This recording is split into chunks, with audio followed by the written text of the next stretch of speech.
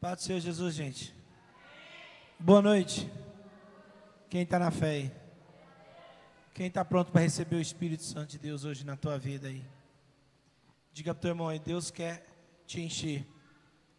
Diga para ele aí, Deus quer te encher. E vai te encher em nome de Jesus. Amém? E juntos nós vamos ser cheios do Espírito Santo e vamos aprender um pouquinho mais da palavra de Deus. Porque a verdadeira libertação, o verdadeiro mover de Deus, ele vem pela palavra do Senhor. Amém, gente? E é isso que nós queremos receber todos os dias, em nome de Jesus. Amém? Abra a tua Bíblia aí no livro de Romanos, no capítulo 12, verso 1. 12, Romanos 12, 1. Ô Leto, se der para colocar só um pouquinho de retorno aqui para mim, em cima no microfone, por favor.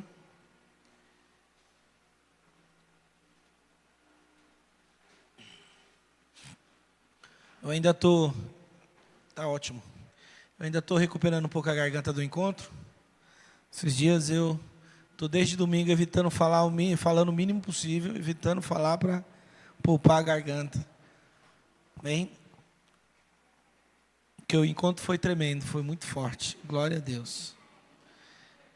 E hoje Deus ainda vai encher você e transbordar sobre a tua vida em nome de Jesus. Tá ligado, gente? Em nome de Jesus. Vamos lá? Paulo, gente, nos dá uma lição tão importante nesse versículo, que às vezes nós sempre lemos ele com pressa e não paramos para analisar direitinho o que Paulo está nos ensinando. E quando nós paramos para analisar e entendemos um pouquinho da cabeça de Paulo, e um pouquinho do costume da época, nós começamos a compreender algumas revelações que Deus quer nos dar, que muitas vezes passa batido. A gente lê rápido e nem percebe a riqueza do detalhe que Deus está falando conosco. Amém? Então nós vamos meditar um pouquinho neles. Diz assim, eu vou ler o primeiro, vocês ler o segundo, tá? Portanto, meus irmãos, por causa da grande misericórdia divina, peço que vocês se ofereçam completamente a Deus, como um sacrifício vivo, dedicado ao seu serviço, agradável a Ele. Esta é a verdadeira adoração que vocês devem oferecer a Deus. Vocês? Não vivam como vivem as pessoas deste mundo, mas deixem que Deus os transforme por meio de uma completa mudança da mente de vocês. Assim vocês conhecerão a vontade de Deus, isto é, aquilo que é bom, perfeito e agradável a Ele. Diga assim, agradável a Ele. Isso faz toda a diferença. Que às vezes nós queremos que é agradável a nós, mas não é para nós, é para Ele. Amém? Coloca a mão no teu coração e diga comigo, Senhor Jesus, que a Tua palavra possa entrar no nosso coração e venha gerar vida no nosso interior, em o nome de Jesus. Amém. Pode sentar e aplaudir o Senhor bem forte, hein? Glória a Deus. Eu ia pedir para o Leto deixa aqui os versículos, Leto, que hoje nós vamos fazer um verdadeiro, ou um pré-estudo do que a palavra de Deus quer nos dizer. Amém? Então nós vamos analisar esse versículo ponto a ponto, esses dois versículos do livro de Romanos, no capítulo 12, que vai nos ensinar tantas coisas, e que vai falar tão forte com a gente, que às vezes nós passamos batido e nem prestamos atenção. Amém? Antes de nós entendermos o que Paulo está falando, primeiro nós temos que entender quem é Paulo.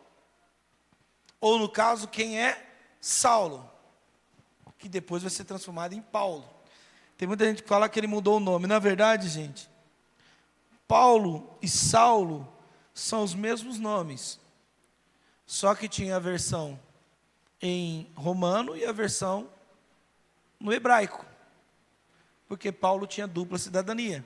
É igual Pedro e Peter, na verdade é o mesmo nome, só que se você estiver nos Estados Unidos é Peter, se você estiver no Brasil, Pedro, mas na verdade é o mesmo nome. Quem entendeu, gente? Então, Saulo e Paulo, na verdade, são os mesmos nomes, só que uma na versão romana, não é, que vinha do latim, e a outra na versão hebraica, do seu lado judeu. Então, Paulo tinha dupla cidadania. E Paulo, ele era simplesmente um dos maiores estudiosos da Bíblia. E um dos maiores fariseus, porque Paulo, ele mesmo descreve dizendo, olha, sobre questão da lei, eu era um dos principais. Em outras palavras, o cara estava no topo. E entre a minha geração, eu era o mais zeloso. Em outras palavras, ele está dizendo, olha, quando eu era fariseu, eu era o cara que mais guardava a lei. Eu era destaque no meio de todo mundo. Para você ter uma ideia, um fariseu, ele desde criancinha ia estudando a palavra, a Bíblia. Eles literalmente decoravam o Velho Testamento inteiro. Você já imaginou ter o Velho Testamento inteiro na cabeça? Onde as pessoas perguntavam, por exemplo, Isaías capítulo 5, verso 3, ele citava para você. E naquela época era mais difícil, porque não existia a separação de capítulos e versículos. Era um único texto, gigante, e o cara tinha que decorar na cabeça. Olha o nível de estudo que Paulo chegou. Ele era um dos principais da sinagoga. Então, quando Paulo, ele está falando sobre ofereçam o corpo de vocês em sacrifício, ele sabe do que ele está falando, porque ele conhecia o sacrifício, as leis de Moisés, e ele sabia como o sacrifício era. E ele está nos trazendo um direcionamento, aonde ele está pregando para pessoas que já conhecem a palavra, e não para pessoas leigas. Então, quando ele diz, ofereça o corpo de vocês em sacrifício vivo ao Senhor, ele está dizendo, nós temos que olhar para o sacrifício e fazermos igual. Quem entendeu, gente? Olhar para o sacrifício que era colocado diante do Senhor e entregar a tua vida nesse nível de sacrifício. Nesse nível de entrega a Deus. Só que nós não entendemos que o sacrifício vivo não era feita apenas de um animal, mas existia níveis de sacrifícios, mediante ao nível de riqueza ou de pobreza da pessoa. A misericórdia do Senhor se expande até o Velho Testamento, lá em Levíticos, quando Moisés dá a lei, ele diz, olha, vocês precisam fazer o sacrifício para perdão dos pecados, que simbolizava o sacrifício de Jesus. Só que nós temos que entender o seguinte, quando eu ia oferecer o meu sacrifício, eu tinha que oferecer um sacrifício conforme as minhas posses. Qual era o sacrifício ideal? Você levar um boi, macho, que nunca tinha cruzado, de 1 ano, em perfeito estado. Esse era o sacrifício ideal. Posso ouvir um glória a Deus, hein? Só que existiam as pessoas que não tinham dinheiro para comprar um boi desse, porque custava caro. Em outras palavras, era o topo, era o objeto mais caro que você tinha a oferecer a Deus. Então Deus disse, quem não pode comprar um boi, compra um cabrito. O cabrito era mais barato. Quem entendeu, gente? Quem não podia comprar um cabrito, podia entregar uma ovelha. E quem não podia entregar uma ovelha, podia entregar um pombo. Que eram coisas mais baratas. Em outras palavras, quando Deus falava de sacrifício, Ele estava dizendo, ninguém precisa ficar de fora. Todos têm algo a oferecer a Deus. Ao nível em que você está, você tem algo a oferecer a Deus, e Deus não está disposto no que você tem, ou na sua capacidade, mas Deus está falando sobre o que você tem para oferecer a Deus, e eu não estou falando de valores, de dinheiro, eu estou dizendo do teu coração e da tua vida. Paulo deixou bem claro que isso aqui não é um sacrifício de dinheiro, não é um sacrifício de oferta, aquela oferta que você entrega no altar para mantimento da casa, não, ele está dizendo, entregue a sua vida, como um sacrifício vivo, diante do Senhor. O maior problema é que nós queremos entregar o boi, macho, de 1 ano, valioso. Só que às vezes nós não temos isso para entregar, porque a nossa vida está tão arrebentada pelo pecado, e nós estamos tão afundados em nossos próprios egoísmos, que nós não temos esse boi a entregar ao Senhor. Talvez o teu coração seja um cabritinho, seja uma ovelha, ou talvez seja só um pombo. Em outras palavras, você não está como Deus quer que você esteja. Talvez você esteja pior do que um pombo. Aí Deus disse: entrega um punhado de farinha. Quem entendeu, gente? Em outras palavras, gente, é pela misericórdia do Senhor. Paulo começa dizendo: meu irmão, pela misericórdia de Deus, pelo sacrifício de Jesus, pelo amor de Deus, a tua vida, você não precisa ser uma pessoa perfeita para ser aceitado por Deus. Você só precisa ter um coração que coloque-se no altar de Deus. Qual é a diferença, pastor? A diferença é que nós vivemos e deixamos o inimigo nos acusar, e por isso não conseguimos entrar na presença do Senhor. Mas, cara, presta atenção, quando Jesus morreu na cruz por você, Ele sabia exatamente quem você era. Não foi um acordo enganado, aonde você fingiu ser santo, e Deus morreu por você, e depois Ele descobre que você não era. Não foi um acordo mal projetado, aonde você acha que a pessoa é de um jeito, e depois que você casa, você descobre que é de outro. Quem entendeu, gente? Não é um casamento mal organizado. Deus sabia exatamente quem você era, quando Ele morreu na cruz por você. Mas Ele também sabe exatamente qual é o potencial que Ele viu na tua vida, e aonde você pode chegar. Quem entendeu, gente? Diga glória a Deus. Paulo está falando sobre isso. Não é a qualidade da oferta colocada no altar que vai fazer a diferença no fogo que vai queimá-lo, mas é sim a intenção de quem coloca no altar. Deus não está procurando pessoas perfeitas, Deus está procurando pessoas de coração aberto, a qual Ele possa encher. Você está entendendo isso? E por isso que Paulo já deixa bem claro: meus irmãos, ele não está falando com os de fora, ele está falando com quem? Com os de dentro, com aqueles que já tiveram uma revelação de que Deus é Deus, e que não há outro. Quem pegou? O maior desafio para nós é esse: conseguir aceitar que Deus não depende da minha santidade. Deus está esperando o meu amor.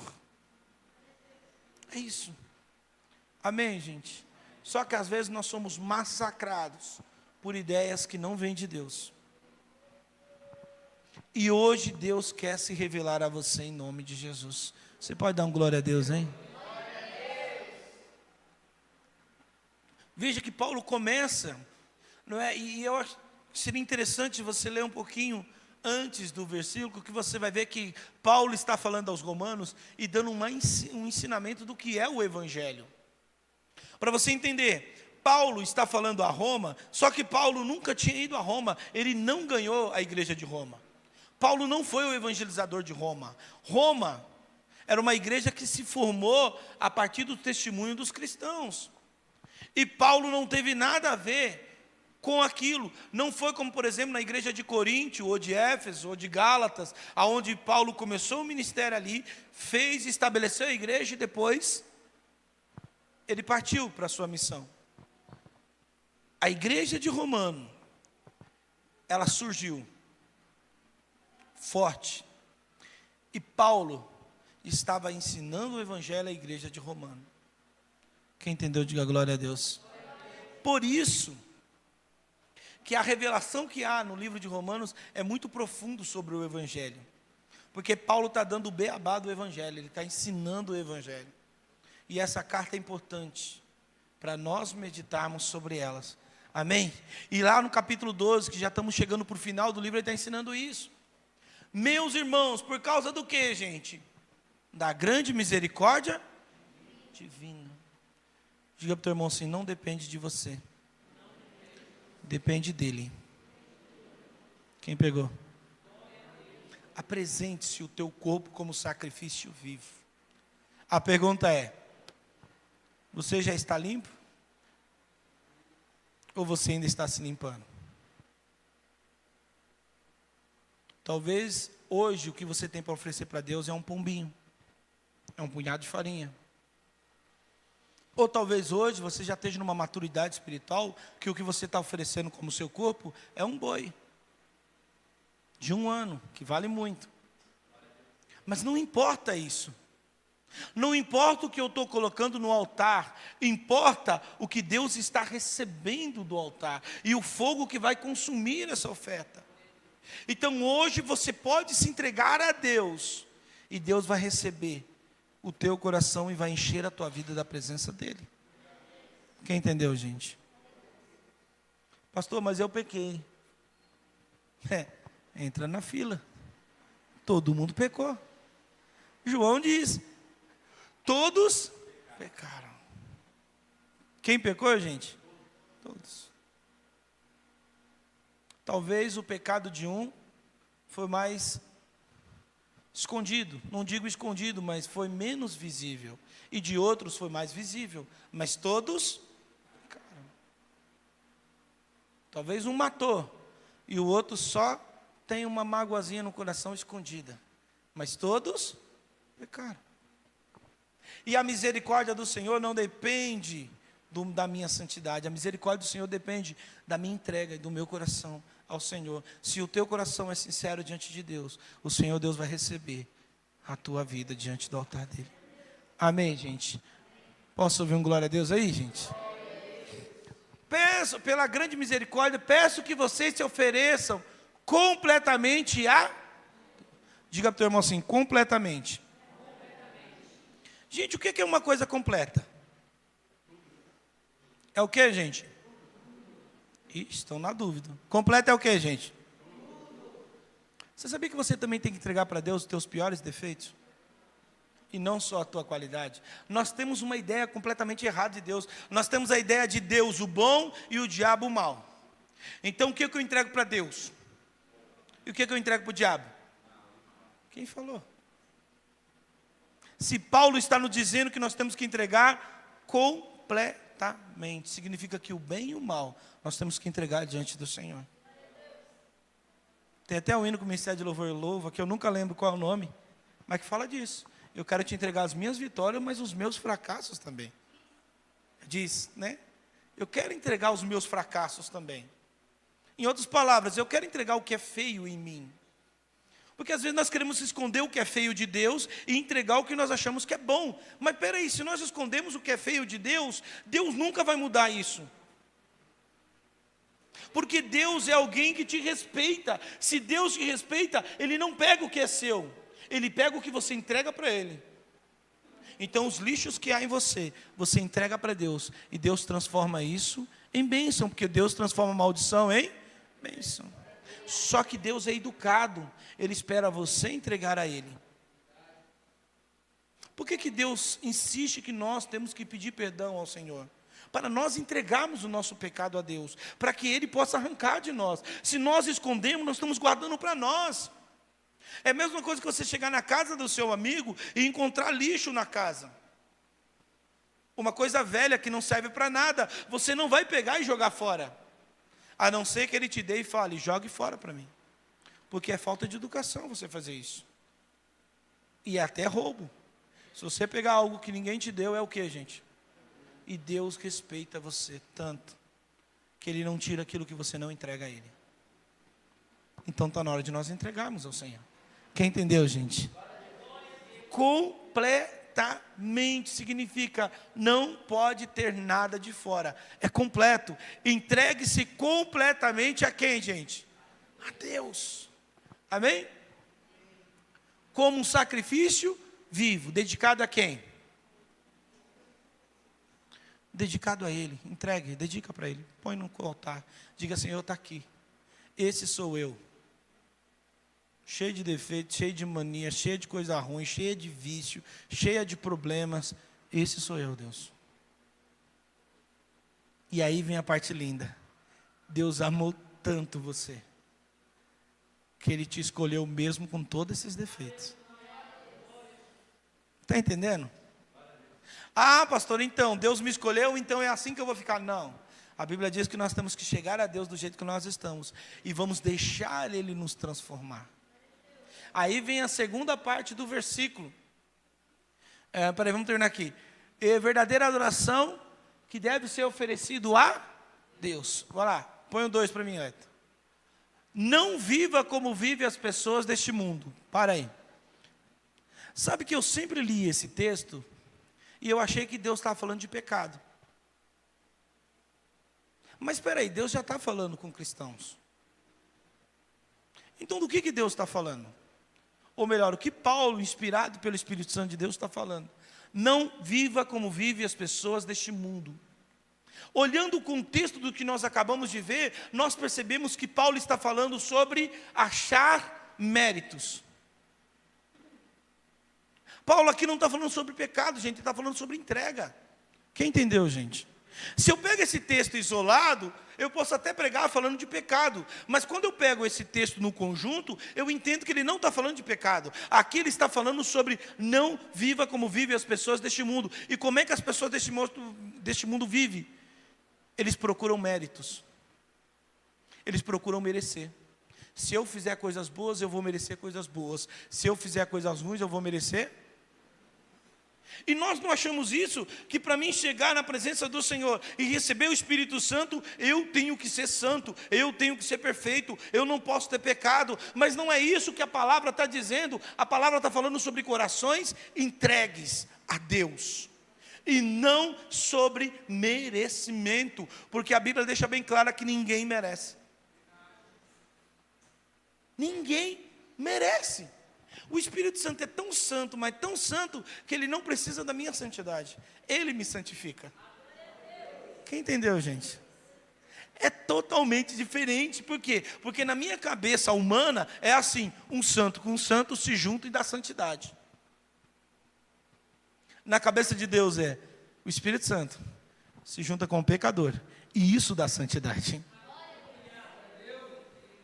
Faz toda a diferença quando nós olhamos para essa palavra desse jeito. Não viva como vivem as pessoas. Em outras palavras, não acha que é pelos teus méritos que você vai ser cheio do Espírito Santo. Entenda, é pelo sacrifício perfeito de Jesus, que pega um pecador e transforma ele em santo. Quem pegou, gente? É o sacrifício de Cristo na cruz que nos torna santo. Olha para o irmão do teu lado e diga assim: você é santo. Não, mas diga com um sorriso para ele acreditar. Ele está dizendo: para de achar que é o teu mérito, para de achar que é o que você faz, para de achar que é o que você tem, para de achar que são as suas qualidades, para de achar que são os seus defeitos que vão te chegar para perto ou para longe de Deus. Para com isso. É o sacrifício perfeito de Jesus que vale na tua vida. Quem pegou, diga glória a Deus. Olha como é que essa passagem fica muito mais clara quando nós lemos a segunda parte do texto, que deixa assim, ó: não viva como vivem as pessoas deste mundo, mas deixe que quem, gente? Deus. Faça o quê? Quem que vai me transformar? Deus. E eu só preciso de transformação se eu tiver alguma coisa para ser transformado. Quem concorda comigo? Se eu fosse perfeito, eu não precisaria ser transformado. Paulo está deixando bem claro, gente, ninguém é perfeito. Por quê? Porque eu preciso ser transformado por Deus. Eu preciso ser lapidado pela presença dEle. Eu preciso ser cuidado para que eu vire santo. E não no sentido de santo que eu nunca mais vou errar, no sentido de que o meu coração esteja voltado para Deus, e toda vez que eu errar, eu entenda que existe um sacrifício que pode me limpar. O problema, gente, é que nós achamos que há coisas em nós que nunca poderão ser limpas. Quando eu acho isso, que eu não posso ser transformado, ou que o desejo, ou que o pecado, ou o que há de ruim em mim, qualquer hora pode pular para fora e eu posso decepcionar Deus, eu estou menosprezando o poder do Espírito Santo na minha vida, eu estou menosprezando que o Espírito Santo possa me transformar completamente. Eu estou deixando de acreditar que o Espírito Santo tem poder para transformar a minha natureza humana em algo melhor. Quando eu deixo que a tentação e o pecado me tire da presença de Deus, eu estou dizendo: Espírito Santo, o Senhor não é capaz de fazer essa obra dentro de mim. Quem pegou, gente? Quando eu deixo que o que os outros falam, que o que os outros pensam, que a ação e reação dos outros definam quem eu sou, eu estou dizendo: Espírito Santo, o Senhor não é capaz de me mudar. Mas Paulo está dizendo ao contrário. Paulo está dizendo: deixe, diga assim, deixe. Faça o quê, gente? Olha que o artigo aqui, ele está numa ação pessoal. Você precisa deixar. É um verbo de uma ação. Em outras palavras, Deus está dizendo: você vai deixar eu te transformar? Você vai deixar eu pegar o que há de ruim em você e transformar em algo melhor? Ele está dizendo: meu irmão, deixe, deixe. Em outras versões ele até digo: eu rogo, eu suplico, eu peço, eu imploro, deixa Deus transformar vocês. Pegar o que há de ruim em você e transformar em algo bom. Pegar os seus piores defeitos e transformá-los em qualidades. Pastor, quando Deus vai fazer isso?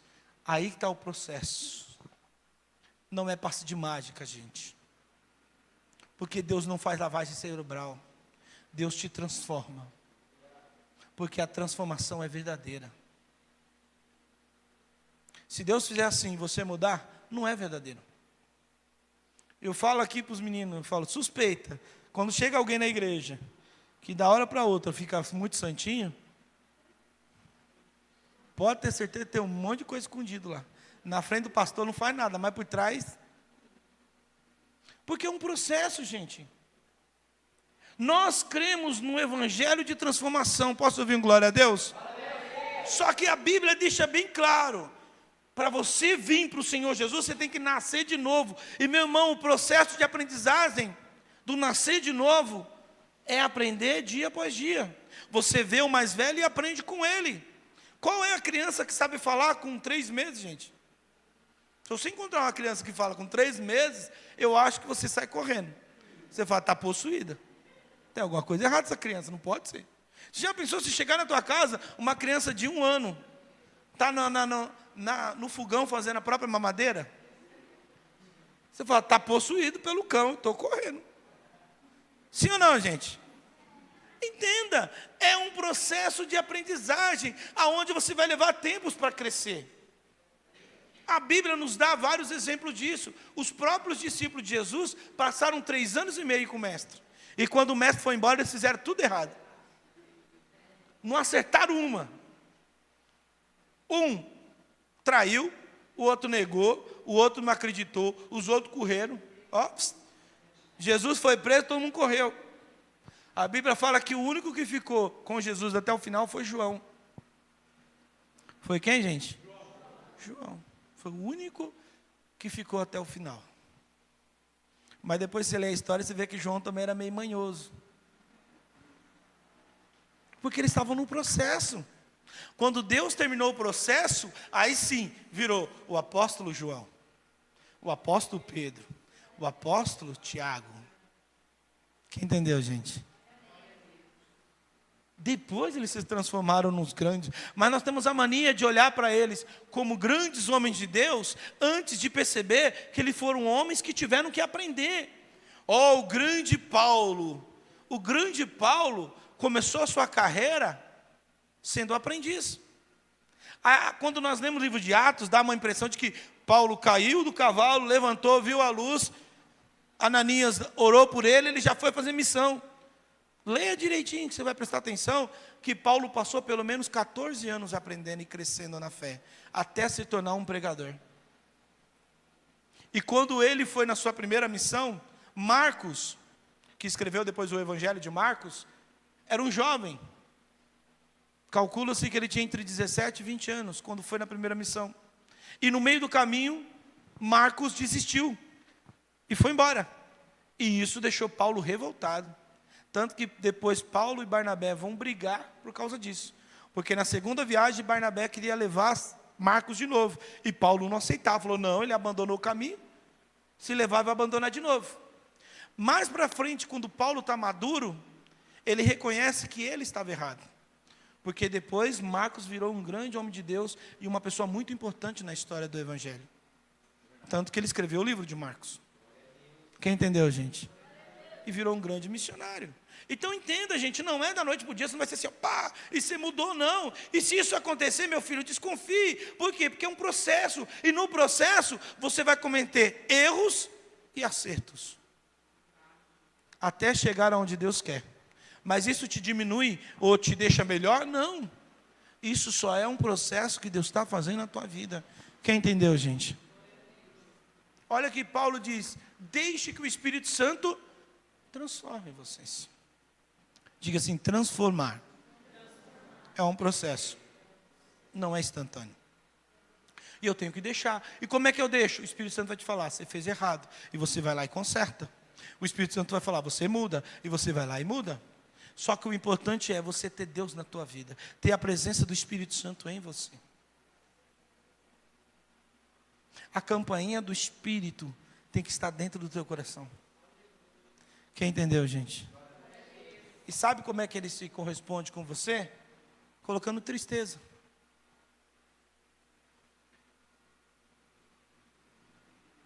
E colocando amor.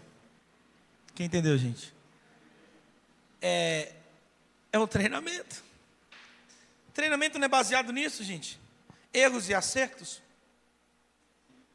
Quando nós erramos, ele coloca uma tristeza, como uma reprovação. Não que ele está te reprovando, mas reprovando a ação. Não que ele te abandonou, tipo, o Espírito Santo ficou triste com você e foi embora.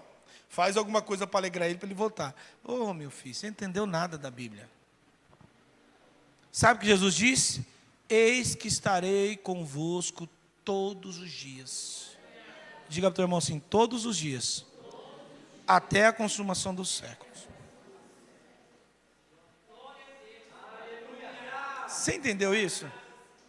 Então para com essa ideia. Pelo amor de Deus, para com essa ideia de que eu pequei, o Espírito Santo ficou triste, vou embora. Aí eu peço perdão, oro, clamo, ele volta. Ei, eu vou estar com vocês todos os dias. Às vezes nós ficamos esperando o Pentecoste de novo. Não, eu quero viver Atos 2. Meu irmão, você nunca mais vai viver porque Atos 2 já foi. Era a descida do Espírito Santo e a promessa é, ele nunca mais voltou para o Pai. Ele continua aqui com você. O Espírito Santo não voltou, ele está aqui. No Velho Testamento o Espírito Santo vinha e voltava. Por quê? Porque ele não tinha onde morar aqui. Não havia templo para ele ficar. Depois do sacrifício de Jesus, o céu foi rasgado, o Espírito Santo desceu, e ele desceu para morar. E ele não voltou mais para o Pai, porque a promessa de Jesus foi, ele vai ficar com vocês até o dia que o Pai vir buscar a igreja. Sabe o que isso significa? O que vai selar com o selo do Espírito Santo, é esse selo que vai te fazer subir. E o selo do Espírito não é dependente do que você acerta ou do que você erra, mas de como o teu coração está diante do Senhor. Você ama a Deus? Você tem desejo de acertar? Então é isso. Eu não estou falando aqui de pessoas que querem brincar com Deus. Eu não estou falando aqui de pessoas que querem viver um pé no mundo, um pé na igreja. Porque isso não é amor, gente. Quem concorda? Eu estou falando de pessoas que querem mudar, mas que estão num processo de santidade. Estão num processo de mudar.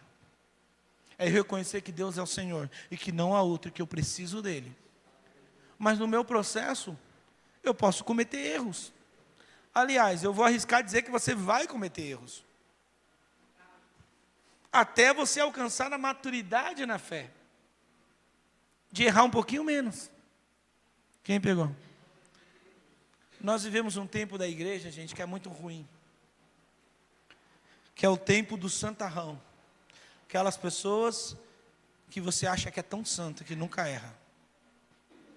A pessoa que diz, este é um grande homem de Deus. Aí você põe na cabeça, esse cara não comete um erro na vida. Esse cara é show. Aí quando as pessoas começam a viver com esse cara, começam a ver os defeitos dela, se decepcionam.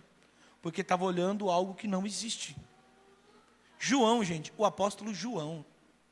Pensa no João. João foi o cara que começou a seguir Jesus com 17 anos de idade, mais ou menos. Segundo historiadores. E ele passou 3 anos e meio. Depois de 3 anos e meio, Jesus morreu. Depois mais 40 dias com Jesus. Depois desses 40 dias, ele começou a viver a descida do Espírito Santo. Quando o Espírito Santo desceu pela primeira vez, ele estava lá. Ele pegou todo o Evangelho. No final da tua vida, ele teve a revelação do fim do tempo. Apocalipse, escreveu o Evangelho de João, que é um dos evangelhos mais completos e mais complexos para entender. Porque ele já fala sobre o Jesus ressuscitado, glorificado, o Filho de Deus. Ele tem a visão do Apocalipse, ele vê o que vai acontecer. Ele vê a glória do Senhor. Ele foi o único homem que viu a glória completa de Deus. E o que Deus vai fazer. Quem entendeu, gente? E esse João escreveu que se nós falamos que não pecamos, nós somos mentirosos. E não há verdade em nós. Em outras palavras, João está falando, tudo isso que eu vivi, eu ainda peco. Quem pegou a gente? Mas não que vive no pecado, mas porque está em nós. A diferença é quem tem um coração sincero e quer mudar de verdade. Quer tentar melhorar, quer evoluir, quer errar menos. E se esforça para isso. Quem entendeu? Vencendo os seus desejos carnais. Como? Se entregando completamente a Deus. Deixando que Deus mude a tua mente. O que antes te dava prazer no pecado, agora não te dá mais prazer. Mas o teu prazer está na lei do Senhor. A coisa é assim. Você faz o certo. O Espírito Santo coloca uma paz e uma alegria no teu coração. Dizendo, parabéns, filho, é isso aí. Você faz o errado. O Espírito Santo coloca uma tristeza no teu coração. Não porque ele reprovou e foi embora. Mas é um jeito dele te falar, filho, o que você fez está errado. Mas logo que você pede perdão e se arrepende de verdade, a paz volta ao teu coração. O problema é que nós levamos tempo. Nós estamos com a mente das pessoas deste mundo. Qual é a mente da pessoa deste mundo? Ah, eu pisei na bola com fulano. Eu vou dar umas 2 semanas para ele se acalmar, depois eu vou lá pedir desculpa. Não é isso? Nós caímos na ilusão de que o tempo cura tudo. Diga para o teu irmão assim, é mentira. O tempo não cura tudo. Porque tem mágoas na tua infância que não foi curada. Tem mágoas no teu passado que não foi curado. O tempo não cura tudo, gente. Quem entendeu? E nós caímos no erro de pecarmos e falar, não, eu vou dar um tempo para o Espírito Santo se acalmar, depois eu vou lá pedir perdão. Ei, o Espírito Santo não é como os homens. A essência dele é amor. E Deus é tão bom, que Ele nos deu uma pequena prova desse amor em nós, para que nós entendêssemos Ele. Como, pastor? O relacionamento de um pai com um filho. É o relacionamento de Deus conosco. Só que o de Deus ainda é infinitamente maior. Porque a Bíblia diz, qual é o pai que o filho pedindo um pão, dá o quê? Uma pedra. E pedindo um ovo, dá o quê? Escorpião. Pedindo um peixe, dá uma cobra. Qual pai faz isso? Nenhum. Deus falou, se vocês que são maus, sabem dar boas coisas aos vossos filhos, quanto mais Deus, que a essência dele é amor. Tira da tua cabeça a ideia do Deus punitivo, sabe, do Deus vingador, do Deus que pune. Você errou? Então peraí, antes de eu te perdoar, você vai ficar de castigo. Para com isso. Não é essa a visão que Deus tem de você, para você. A visão do Senhor é amor. Sabe qual é pelo menos eu tinha essa visão durante muitos anos da minha vida, a minha opinião era o seguinte: eu achava que Deus fez os céus para aqueles que merecessem o céu, e eu tinha que lutar para merecer o céu, e Deus era como se fosse o selecionador, e Deus falava: ô, peraí, deixa eu ver se você está digno de entrar no meu céu, deixa eu ver, muito bem, entra, deixa eu ver você, você não está digno não, vai embora. Deus fez os céus para os homens, e o desejo de Deus é que todos vão para o céu. Quem entendeu, gente? Todos vão para o céu, esse é o desejo de Deus. E a seleção natural para quem vai para o céu é se o Espírito Santo de Deus está em você, e não se você acerta ou erra. Quem pegou? E nós acabamos de ver que pela misericórdia de Deus, o Espírito Santo de Deus possa entrar na minha vida. E não depende do quanto eu sou certo ou errado, depende do quanto eu quero mudar, e o quanto eu quero ter uma vida nova. Em nome de quem, gente? Quem está entendendo, diga glória a Deus. Deus está te revelando algo hoje. Abra o teu coração. Tira da tua mente essa visão humana sobre Deus, e começa a entender a palavra do Senhor para você ter uma nova visão sobre Deus. Uma nova visão sobre quem é Deus. Uma nova visão sobre o que Deus espera de você. Uma nova visão sobre o que Deus quer de você. E a Bíblia diz que o Senhor procura aqueles que o adoram em espírito. Diga assim, espírito e em verdade. Pastor, o que é adorar a Deus em espírito e em verdade? O que é adorar a Deus em espírito e em verdade? Às vezes a pessoa pensa que é o perfeito adoração, que depende da minha santidade, depende de como eu estou. Não, adorar a Deus em espírito e em verdade significa entender o propósito da salvação e mostrar a verdade do meu coração. Qual é a verdade do meu coração? Às vezes a verdade do teu coração não é um coração limpo ainda. Às vezes a verdade do teu coração é um coração que precisa ser limpo. Mas aí eu penso, se eu preciso ser limpo para ter o Espírito Santo de Deus, quando eu vou conseguir ser limpo ao ponto de ter o Espírito Santo de Deus? Nunca. É o oposto. Eu preciso do Espírito Santo de Deus para que Ele limpe o meu coração.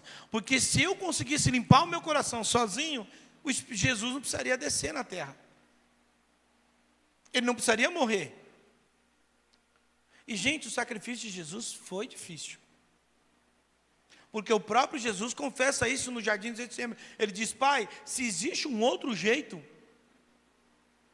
agora é a hora do Senhor falar. Se possível, passa de mim esse cálice sem que eu... Em outras palavras, ele está perguntando: ô Pai, tem outro jeito? Você deu uma consultada aí, não tem outro jeito não? Será que se eu só me machucar um pouquinho, eu não consigo salvar metade? Mas ele disse: que seja feita a tua. Jesus foi para o sacrifício maior. Então, meu irmão, o Espírito Santo está à tua disposição para te santificar.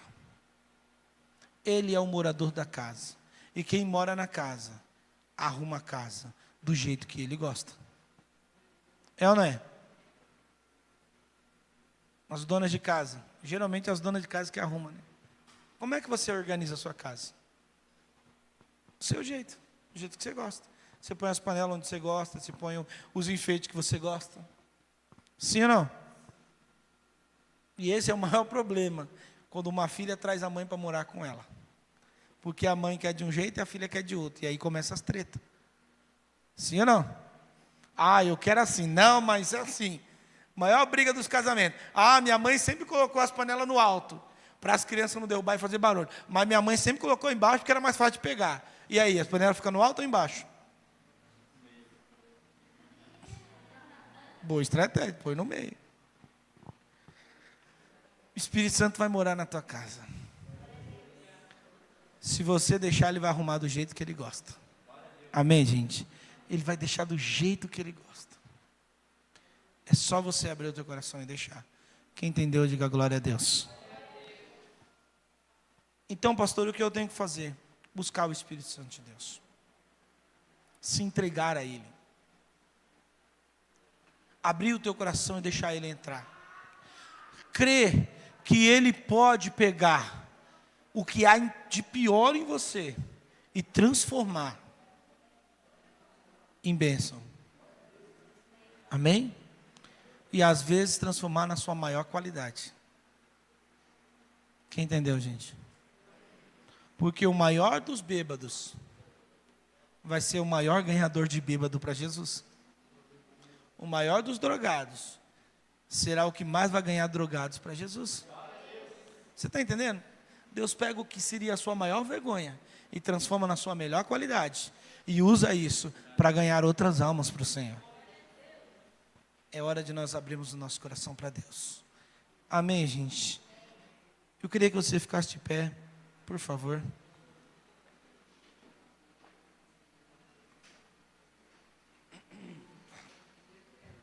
Nós vamos agora entregar o nosso coração para Deus. Pastor, como é que eu faço para receber o Espírito Santo?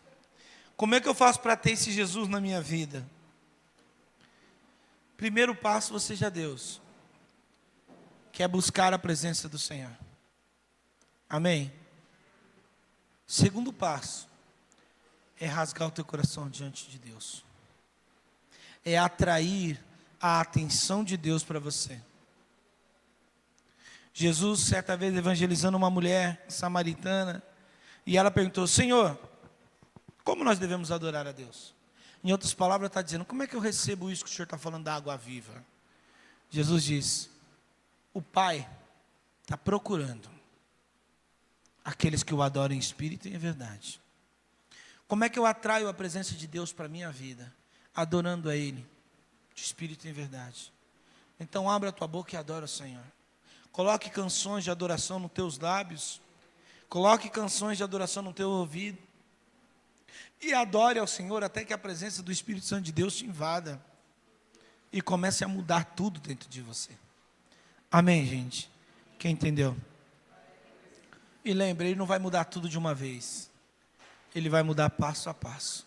Em nome de Jesus. Amém?